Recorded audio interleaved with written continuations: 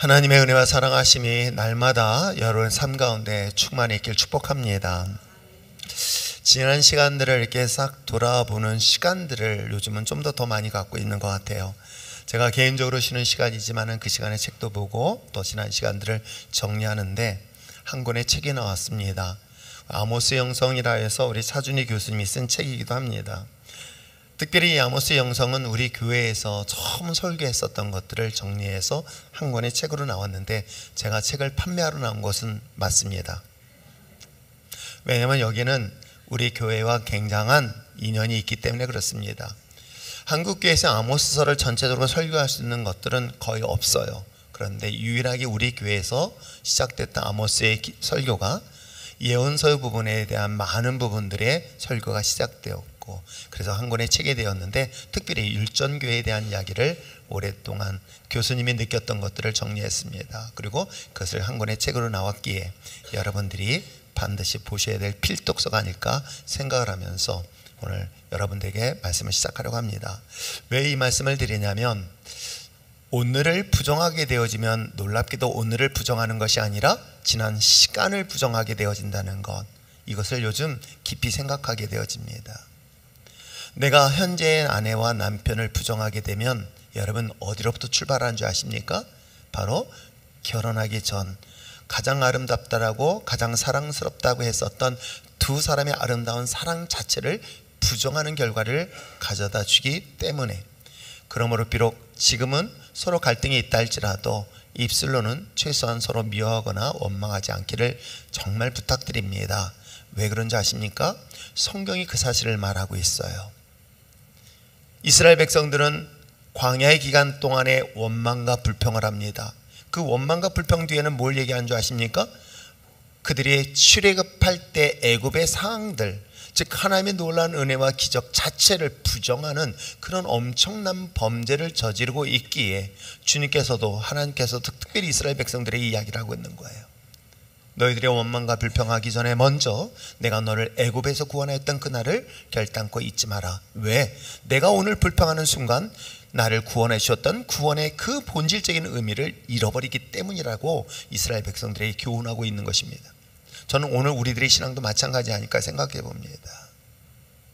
특별히 인생에서 굉장히 중요한 사건 중에 하나가, 저는 세례가 그 중에 하나일까, 침례가 그 중에 하나가 아닐까. 자신의 침례는 물론 하나님께서 하셨고 하나님의 성령의 역사하심이 있었지만 그럼에도 불구하고 그 도구를 사용했던 주의 종에 대한 것은 결단코 잊지 않는 것이 내가 받은 그 침례의 의미를 버리지 않는 중요한 역할을 하고 있기 때문에 그렇기도 합니다. 결혼식도 마찬가지죠.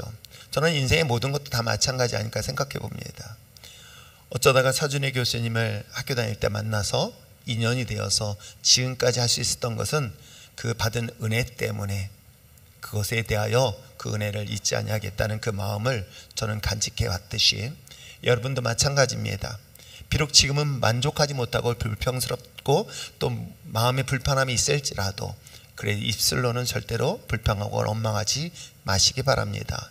부정하려 하지 마십시오. 오히려 그럴 때일수록 지난 시간 내가 처음 했었던 아름다웠던 것들을 먼저 기억하고 이것을 회복하는 데 힘쓸 수 있는 여러분 됐으면 참 좋겠습니다. 제가 3주 동안에 여러분 휴가 기간에 맞는 말씀을 여러분의 준비를 하고 있어요. 그 말씀 속에서의 가장 쉼은 어디서 출발해야 될까? 우리는 보통 여름 휴가 쉼 하면은 어디 캠핑 가고 아니면 어디 좋은 데 여행을 가거나 외국을 가거나 등등의 것들로 출발하면서 쉬려고 합니다. 그런데 여러분 더 근본적인 것부터 출발했으면 참 좋겠어요. 그래서 오늘 예수님께서 말씀하셨습니다. 처음 말씀하신 것, 처음에 주제로 말씀드린 것처럼 다 내게 와라, 내가 너를 쉬게 하리라 라고 말씀을 하셨던 것. 그래서 여러분 안식의 첫 출발, 내가 쉼의 첫 출발은 먼저 그리스도부터 항상 관계를 시작할 수 있는 여러분 됐으면 참 좋겠어요. 주님과의 관계를 회복되어지고 난 다음에 두 번째 얘기했던 건 뭐예요? 그 방법은 성부 하나님의 은혜, 그리고 예수님의 사랑, 그 다음에 성령님의 임재 내지는 내주하심에 대하여 있었을 때 비로소 안식을 얻을 수 있다라고 두 번째 이야기를 했습니다.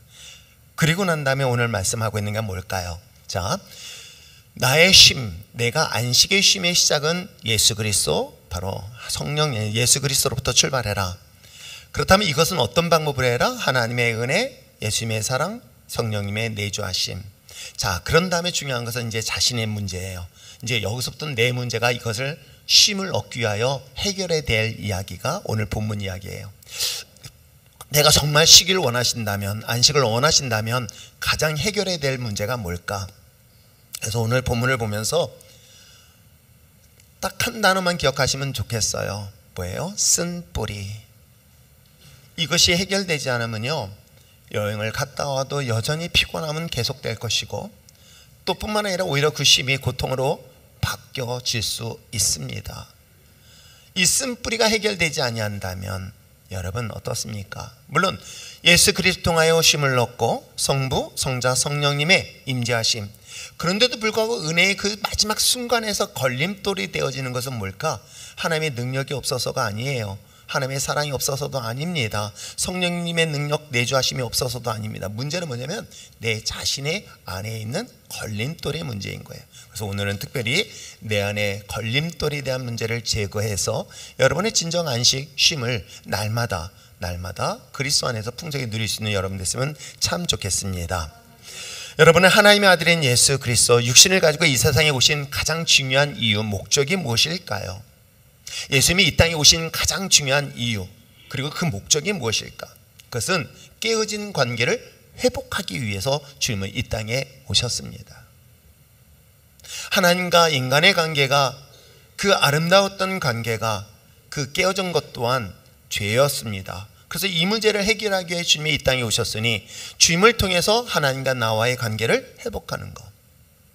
제가 말씀드렸죠. 인간관계를 아무리 회복하려고 술을 이용하거나 아니면 여행을 통해서 여러분 잠시뿐이에요. 잠시 동안은 행복할 것 같고 잠시 동안은 회복된 것 같아. 그런데도 불구하고요, 이것이 근본적으로 해결되지 못해. 이 근본적인 문제를 해결하기 위해서 오신 분이 누구시다? 예수 그리스도라는 것이에요. 우리는 사랑할 때는 모든 허다한 허물을 덮습니다. 그러나 결정적인 순간에 그 죄는 상대방의 허물과 자신의 치부가 드러나게 되어 있습니다. 하나님과 인간의 관계, 그리고 인간과 인간의 관계, 더 나아가서 나와 자연의 관계, 노동의 관계, 이 모든 관계를 회복시킬 수 있는 유일한 방법과 유일한 분은 오직 예수 그리스도다. 이것에 대해서 여러분들의 결단코 잊지 않길 바랍니다. 그러면 여러분, 우리가 보통 사람들과 관계를 회복하기 위해서 어떻게 하면 될까? 예수 그리스도를 통해서 회복할 수 있는 방법. 어떤 분이 물론 저의 멘토 중에 한 분이시기도 해요. 근데 그분은 그렇게 얘기해요. 이분이 누군가가 나에게 상담을 원한다면 이분은 상담하는 그 시간에 강대상으로 데려나서 1시간을 같이 기도한대요. 1시간 동안 기도하니 그 답답한 사람이 얼마나 답답하겠습니까? 자기의 속마음을 얘기하고 싶어서 왔는데 들어주지 않냐고 강대상에서 무릎 꿇고 기도시키고 있으니 다리 저리고 힘들고 죽을 것 같더라는 거예요. 근데 그분이 그런 얘기하는 거예요. 사람에게 아무리 자신의 이야기를 상담한다 한들 치료가 되지 않다. 다만 하나님께서 함께 하신다면 너의 가장 깊은 상처까지 치료될 수 있다. 그렇습니다. 진정 여러분의 인생에서의 가장 그 고통의 순간을 해결해 주실 분은 예수 그리스도라는 것, 이 모든 관계를 회복하는 것, 이거는 오직 예수밖에 없다는 사실은 어떤 불멸의 진리라는 것 잊지 마시기를 부탁드립니다. 관계가 깨어지는 죄의 문제를 해결하기 위해서 주님께서는 이 땅에 피스메이커로 오셨던 것이 우리는 분명한 사실이죠. 그러므로 여러분, 진정 안식이라는 단어, 여러분 하나님께서 인간에게 최초로 주셨던 축복들이 있어요. 창세기 1장 28절 뿐만 아니라 하나님께서 인간을 만드셨습니다. 그리고 첫 번째 주신 게 뭔지 아십니까? 인간을 만드시고 안식을 하셨어요. 그러니까 우리에게 안식을 주셨던 거예요. 하나님은 첫째 날부터 여섯째 날까지 열심히 일하셨어요. 그리고 난 다음에 하나님은 마지막 날 안식하셨고요. 우리는 만들자마자 첫 번째 주신 게 뭐예요? 안식이었던 거예요. 그래서 제가 달력을 보니까 불교 국가들은 놀랍게도요, 물론 한국의 달력도 가끔 그런 달력들이 있어요. 주일날이 언제 있는지 아세요? 일요일날이 맨 뒤에 있는 경우가 있어요. 그런데 대부분의 국가, 대부분의 달력들은 어떻게 첫 번째 시작됩니다. 그러므로 안식은 바로 우리가 꼭 기억해야 될 것은 바로 그리스도로부터 출발하고 있다는 것을 항상 잊지 마시기를 부탁드립니다. 자, 쉼의 시작은 예수 그리스도. 또한 쉼을 위해서의 방법은 바로 성부, 또한 하나님의 은혜, 또한 예수님의 사랑, 그리고 성령님의 내주하심. 그리고 이것이 바로 우리 인간의 관계를 회복하기 위한 쉼의 목적이라는 것 잊지 마시기를 바랍니다. 그러니까 우리가 쉰다는 것, 안식한다는 것, 우리가 여행을 즐기고 여름 휴가를 보내는 것의 가장 궁극적인 목적은 뭐다? 관계 회복이다. 어떤 관계 회복이다? 하나님과의 관계 회복, 나와 아내 또는 부모와 자녀의 관계, 이 모든 관계를 회복하기 위한 것이다. 그것이 목적이어야 됩니다. 그 방법은 뭐다? 하나님의 은혜와 예수님의 사랑, 성령님의 내주하심. 이것이 제가 3주간에 걸쳐서 주는 메시지이기도 합니다. 자, 그러면서 오늘 본문의 이야기를 하고 있죠. 오늘 그것이 14절의 앞부분에 나오고 있습니다. 자, 14절 쉼을 주는 가장 중요한 목적을 이야기하고 있어요. 자, 14절 한번 앞부분만 읽어보겠습니다. 시작.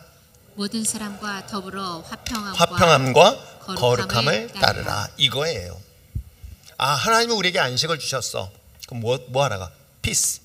화평하기 위해서, 평화를 주시기 위해서, 그리고 거룩함을 주시기 위해서 하나님께서 우리에게 무엇을 주셨다? 안식을 주셨다라고 이해하셔도 크게 다르지 아니한 해석일 것입니다.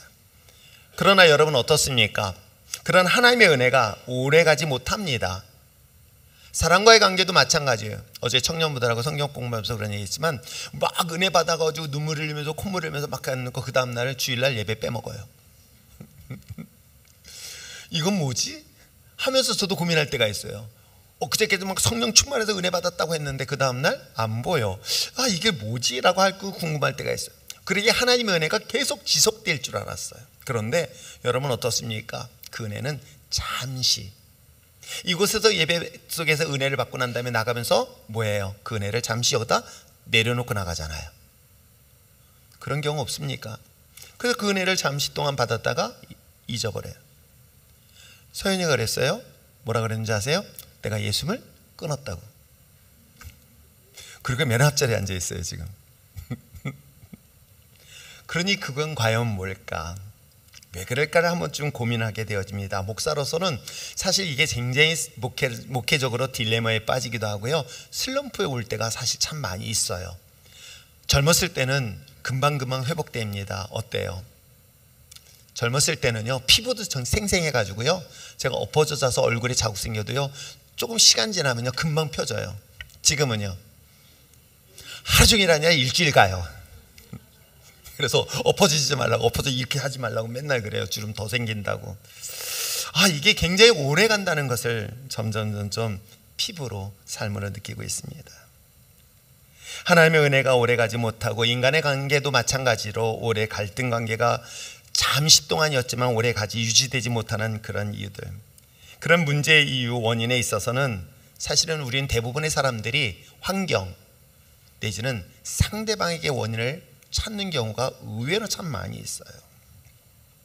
그래서 그것이 되지 아니한다면 대부분의 선택하는 게 뭔지 아십니까? 물론 그 문제의 원인을 상대방에게 돌려서 변명합니다. 나는 잘못하기 싫었어요. 그런데 당신이 만든, 당신이 창조한 저 아내로부터 내가 이렇게 범죄를 했습니다라는 그런 아담의 정말 부족한 모습을 보게 되어지죠. 자신이 선택한 삶에 대해서 여전히 그것을 변명으로 일관하거나 아니면은 도피를 하거나 잠수를 탑니다. 이런 방법으로 여러분은 결국 관계의 문제를 피하고 해결하는 방법으로 선택했던 것 또한 사실이기도 하죠. 그러나 가장 중요한 요소, 즉 관계를 깨트리는 중요한 요소는 오늘 히브리 기자가 본문에 성경이 기록되어져 있는 이 얘기가 있습니다. 뭐예요? 15절의 이야기를 하고 있어요. 뭐라고? 그것은 바로 너희들이 가지고 있는 쓴뿌리라고 얘기하고 있는 거예요. 결국 모든 관계를 하나님은 연합하기를 원하고 하나 되기를 원합니다. 뼈 중에 뼈, 살 중에 살이라고 했던 이 관계가 깨어졌을 때 가장 중요한 본질적인 문제는 내 안에 있는 뭐다? 쓴뿌리라고 히브리 기자가 성경을 말하고 있어요. 쓴뿌리, 그 마음속 깊은 상처 또는 컴플렉스라고 이야기할 수 있죠. 인간관계에 있어서 이 화평을 이루는 데 있어서 정말 관계를 회복하는 데 있어서 큰 장애물이 되는 것이 바로 쓴뿌리이기도 합니다. 그러므로 이번 여름 휴가 기간 동안에, 휴식의 기간 동안에 여러분, 나와 예수 그리스도를 통하여 나의 가장 깊은 쓴뿌리를 회복하는 데 좀 더 시간을 할애하고 그 시간에 여러분들이 조금 더 수고하는 시간을 가져보는 것은 어떨까? 그래서 여러분의 쓴뿌리가 치유되어짐으로 인해 부부의 관계, 부모와의 자녀의 관계, 사랑과의 관계뿐만 아니라 하나님의 관계까지도 회복되어지는 그런 진정한 쉼의 시간 되어지기를 주님으로 축복합니다. 자, 관계 회복을 통해 쉼을 얻기 위해서 오늘 쓴뿌리 치유하는 것은, 치유에 대한 것은 가장 중요한 이유에 대해서 설명을 하고 있어요. 그것이 바로 오늘 15절 이하에서 이야기를 하고 있는데, 자, 15절을 다시 한번 읽어볼까요? 읽겠습니다. 시작. 너희는 하나님의 은혜를 이루지 못하는 자가 없도록 하고 또 쓴뿌리가 나서 괴롭게 하여 많은 사람이 이로 말미암아 더럽게 되지 않게 하며. 오늘 15절은 이 세 가지를 다 말하고 있어요. 이 쓴뿌리는 결국은 아주 중요한 관계들을 깨트리고 있어요. 뭐냐면 첫째는 하나님의 은혜를 깨트리고요, 자신을 깨트리고요, 관계인 관계를 깨트린다는 거예요. 여러분, 이거는 놀랍게도요, 다른 상대방의 문제라고 이해하지 마십시오. 다른 사람의 것으로 이해하지 마십시오. 다른 사람의 문제가 아니라 가장 중요한 것은 자기 자신의 쓴뿌리로부터 출발하는 거예요. 이것이 해결되어지면요, 여러분 어떤 일이 일어나는지 아십니까? 놀라운 변화가 일어나요. 물론 하나님 관계뿐만 아니라 사랑 관계도 마찬가지예요. 사랑 관계도요, 상대방이 어떤 말을 하더라도요, 내 안에 있는 모든 쓴뿌리가 치유되어지면 상대방이 나를 어떤 공격을 하더라도 그걸 공격으로 느끼지 않냐고요. 어떻게 느끼는지 아십니까? 이쁘게 느껴져요. 잘 모르시죠? 손녀딸 키워보면 알아요. 손녀딸이 할아버지한테 얼마나 시비 걸고 달려들고 막 공격하는지 몰라요. 그래도 어떤지 아십니까? 힘이 더 세서 이뻐요. 마찬가지예요. 사실은 상대방의 문제가 아니라 항상 내 자신의 문제, 이 쓴뿌리에 대한 문제를 우선 첫 번째 하나님의 관계를 통해 살펴보려고 합니다. 말씀드린 것처럼 이 쓴뿌리는 하나님의 은혜를 가로막는 장애물이 되기 때문에 우리는 이 쓴뿌리를 치료해야 됩니다. 여러분, 하나님의 여러분을 보시면서 기뻐하는 게 뭘까요? 여러분을 보면서 기뻐하는 게 뭘까?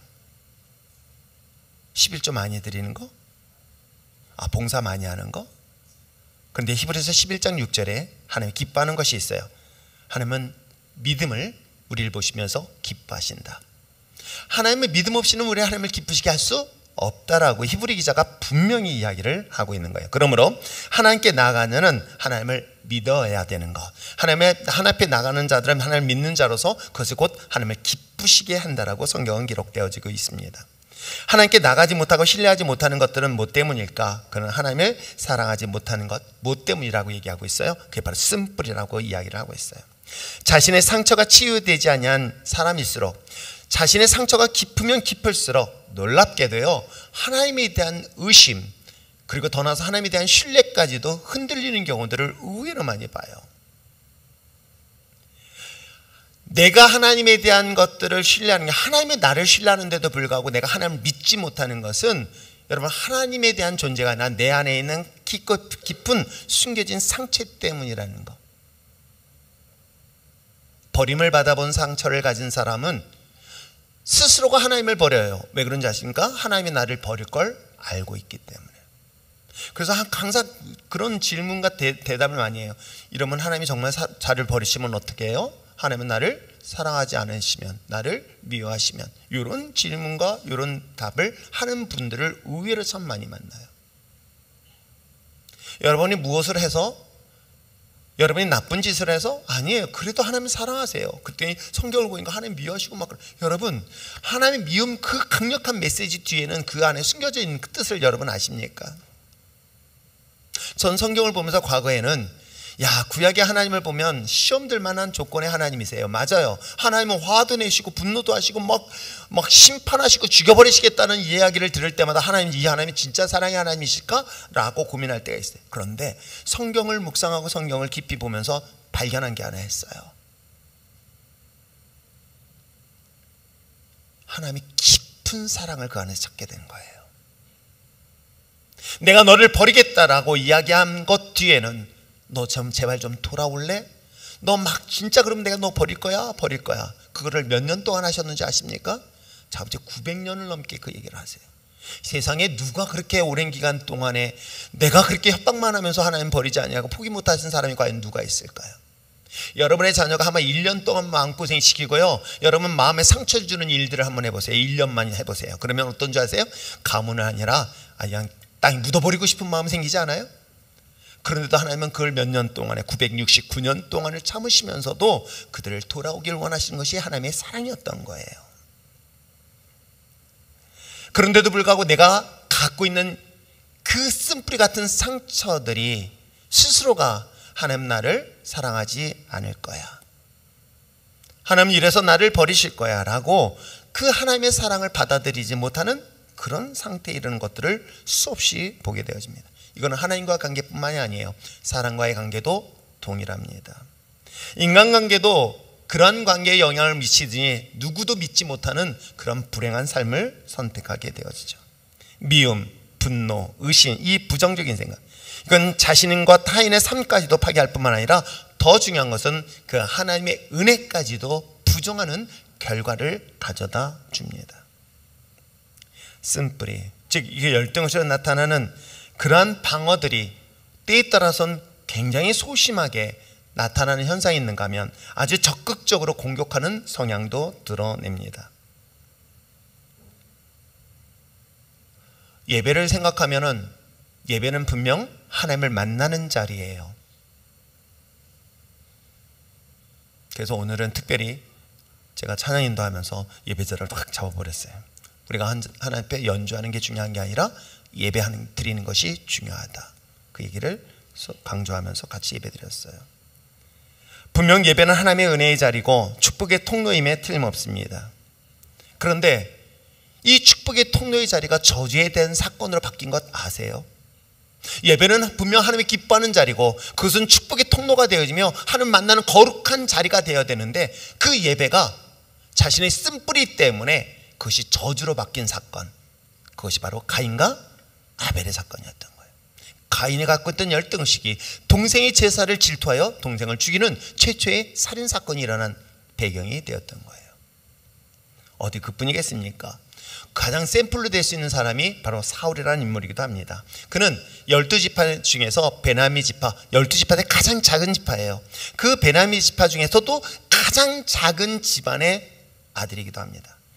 그러기에 그는 가지고 있는 열등의식과 그 상처들을 분명히 그의 입술 고백을 통해서 나타나요.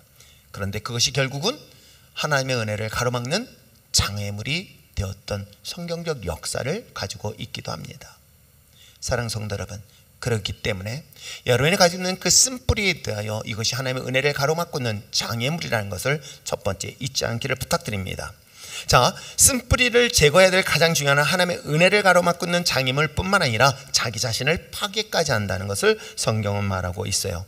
왜? 오늘 본문에 기록되어 있죠. 15절 위에 보았던 것처럼 하나님의 은혜에 이르지 못하는 자가 없도록 이 쓴뿌리를 나는데 뭐예요? 괴롭게 한다는 거예요. 이건 뭐냐면 이 단어 쪽에서는 나를 괴롭게 한다는 거예요. 자신을 괴롭게 한다는 것으로 이야기를 하고 있습니다. 그렇습니다. 이 쓴뿌리는요, 놀랍게도요, 스스로의 죄책감에 사로잡히는 아주 중요한 요소를 가져다 줘요. 죄, 그것이 쓴뿌리가 되면 하나님과의 자유로웠던 아담과 하와가 어느덧 숨는 결과를 가져다 주기 때문에 그렇습니다. 상대방을 미워하고 원망하고 불평하면 여러분 정말 행복할까? 한번 생각해 보세요. 누군가를 막 비난하고 누군가를 막 조롱하고 누군가를 막 욕하고, 요즘 막 그 방송에서도 보면 상대방을 막 깔아내리면 마치 자기가 올라가는 것 같고 행복할 것 같죠? 진짜 그럴까요? 여러분, 전 성경 속에 등장하고 있는 바울이 사울의 시절이 있었을 때가 있었어요. 사울은 자신의 옳다라는 것을 확신을 갖고 그 확신을 행동으로 옮겼던 아주 그러한 인물이기도 합니다. 그래서 그가 예수에 대한, 그리고 예수를 따르는 사람들에 대한 그런 자세는 어땠냐? 누구보다 더 엄격했던 인물이기도 합니다. 오히려 그들에 대하여 분노를 했습니다. 미움의 대상이 되었고 원수의 대상이 되었던 것입니다. 자, 오늘 사울이라는 한 인물을 예수님을 만나기 전의 모습이었던 거예요. 개인적으로 심리학적으로 아니면 그의 인격적인 모습을 보면 굉장히 열등의식이 많았을 것이다 라고 생각들은 해요. 그런데도 불구하고 그는 똑똑했어요. 그리고 가지고 있는 지식을 가지고 사람들을 비난하고 정죄하는데 아주 훌륭하게 사용했던 인물이기도 합니다. 그런데 참 재밌는 표현이 등장을 해요. 담에서 예수님이 그를 만나면서 그에게 이런 표현을 쓰고 있습니다. 사도행전 몇 장이냐면 26장이에요. 자, 26장 14절, 이것이 예수님이 사울에게 하셨던 이 말씀을 하고 있는 거예요. 자, 14절 말씀 한번 읽어볼까요? 시작. 우리가 다 땅에 엎드러짐에 내가 소리를 들으니 히브리 말로 이르되 사울아 사울아 내가 어찌하여 나를 박해하느냐. 가시체를 뒷발질하기가 내가 내게 고생이니라. 이 표현이 참 재밌는 표현이에요. 저 이 문장을 가지고 헬라 원문 번역을 직역을 보니까 이렇게 표현하고 있는 거예요. 가시체를 뒷발질하기가 내가 고생이다 라고 얘기를 하고 있어요. 즉 너는 나를 지금 핍박하고 있어요. 사울은 예수님을 믿는 사람들을 핍박할 뿐만 아니라 예수님을 핍박하고 있었던 상황이었던 거예요. 그를 원수의 대상으로 삼고 그를 공격했고 그를 조롱하였고 그를 죽이기까지 했던 인물이기도 합니다. 그런데 그렇게 남을 원망하고 미워했던 그에 대하여 예수님은 뭐라 했냐면 가시체를 뒷발질하기가 내가 고생. 이게 뭐냐면 가시돋친 채찍이라는 게 있어요. 채찍이 있는데 사실은 이 채찍은 우리가 잘 읽는 것처럼 예수님께서도 채찍을 맞을 때 30, 40대에 한 대를 감하였던 당시에 이 채찍은 동물의 뼈를 가시를 끝에다 박아요. 그래가지고 사람들을 때릴 때마다 살점들이 찢어집니다. 근데 그걸 얘기하고 있는 거예요. 자, 가시 돋친 채찍을 뭐라고 하냐면 발길로 찬다면 너만 아플 것이다. 이 표현인 거예요. 무슨 얘기인지 이해하시겠어요? 가시덩굴이 있어요. 화가 납니다. 상대방을 미워하는 것이 어떻게 하냐면 그 가시덩굴에 있는 것들을 내 발로 찬 거예요. 그 가시가 자신의 발을 찔러요. 그 결국은 누군가를 미워하고 누군가를 원망하고 누군가를 아프게 하는 것은 결국 자신에게 아픔으로 돌아온다라는 것을 오늘 사울은 담에서 예수님을 만났을 때 들었던 음성이기도 합니다. 쓴뿌리 인하여 상대를 미워하고 괴롭히고 공격하였다면 오히려 그것이 자신을 파괴하는 결과를 주고 있다라고 성경은 말하고 있는 거예요. 음악의 천재였던 모차르트, 아마 이 영화로도 나왔는데 그 모차르트는 분명한 세계적인 그리고 아주 훌륭한 천재임에 틀림없어요. 근데 그때 당시에 바로 최고의 또 하나의 음악가가 있으니 살리에르라는 인물이에요. 왕궁에서 음악장으로선 최고의 인기와 명성을 날렸던 인물이기도 해요. 그런데 갑자기 슈퍼스타 같은 젊은 이 모차르트가 딱 등장을 한 거예요. 그때 살리에르 또한 훌륭한 음악가인데도 불구하고 천재인 모차르트에 대한 시기, 질투, 미움은 결국 그의 인생의 삶을 파괴시켜버려요. 여러분 어떻습니까?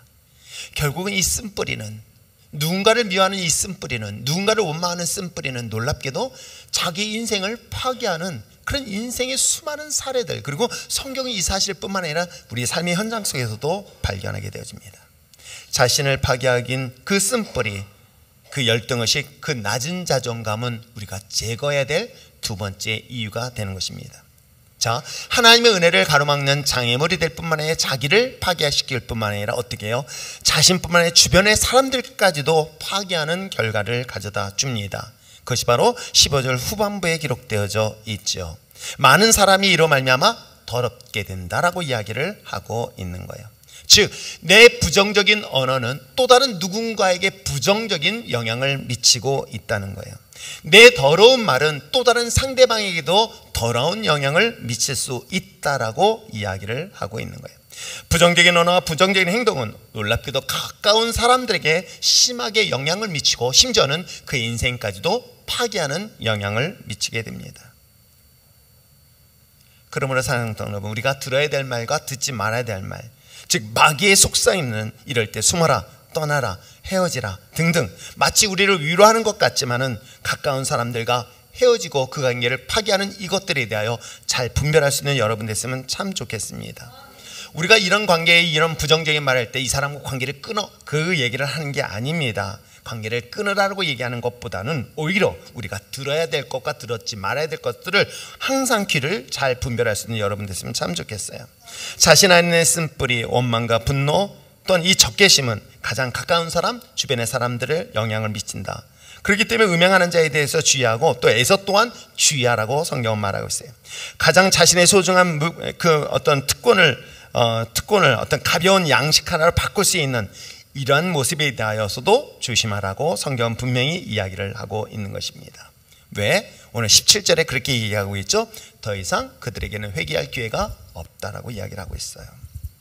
자신의 실수, 자신의 잘못보다는 오히려 동생 야곱에 대하여 공격을 했던 이 예서에 대한 이야기들을 하고 있는 거예요.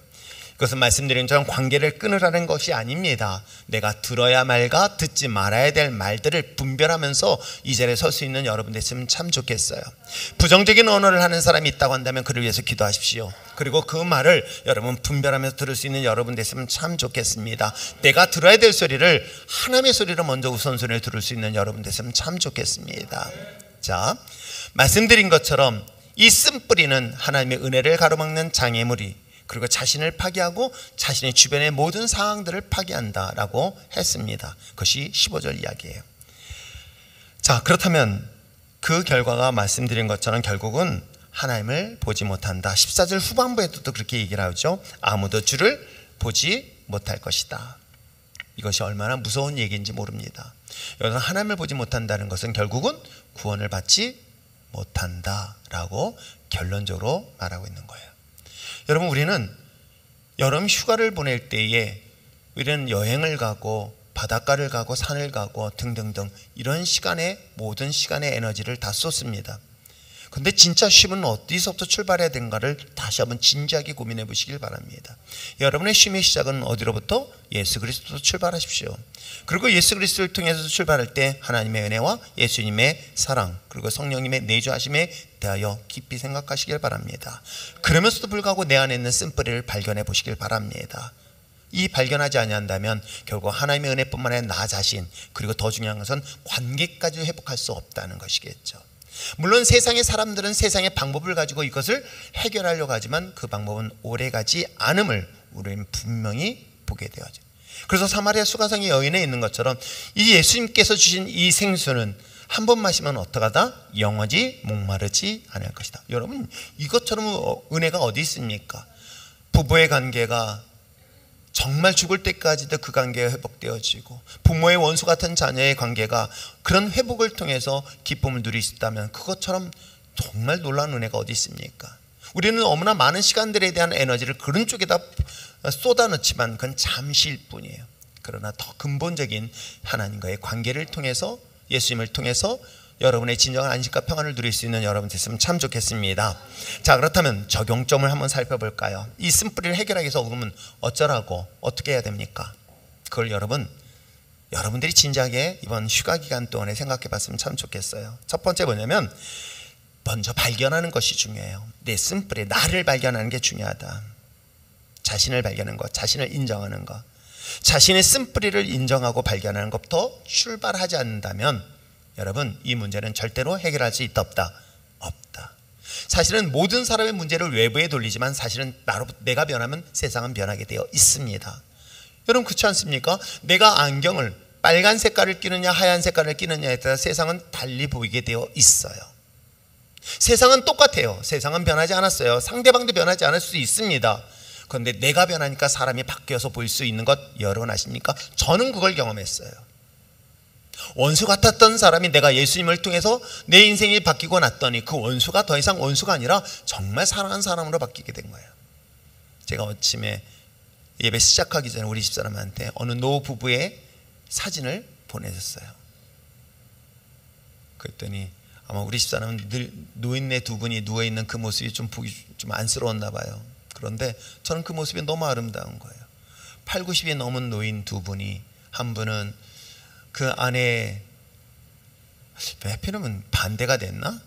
아무튼 한 사람은 누워서 그 허벅지 위에 머리를 올려놓고, 그리고 조심스럽게 머리를 쓰다듬는 작은 한 장의 사진을 보면서 우리가 인생을 그렇게 아름다운 모습으로 죽음을 맞이하는 것도 참 좋겠다라는 생각을 잠시 했습니다.